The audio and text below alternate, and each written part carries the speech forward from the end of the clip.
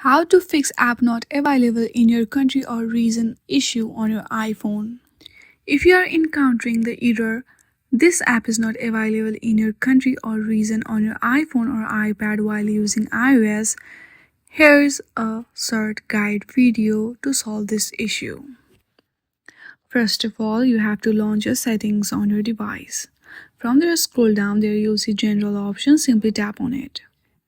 Now scroll down a little bit and go to the VPN and device management and make sure that no VPN is connected to your device.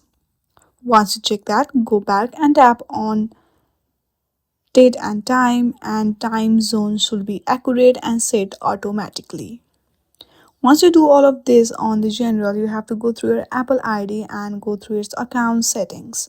Once you go through there you see country and region option. Make sure that you have chosen the correct country in which you are currently living. Once you check all of this, your issue will be solved. I hope you like this video. If you like this video, then please do not forget to like and subscribe to our channel. Thank you for watching.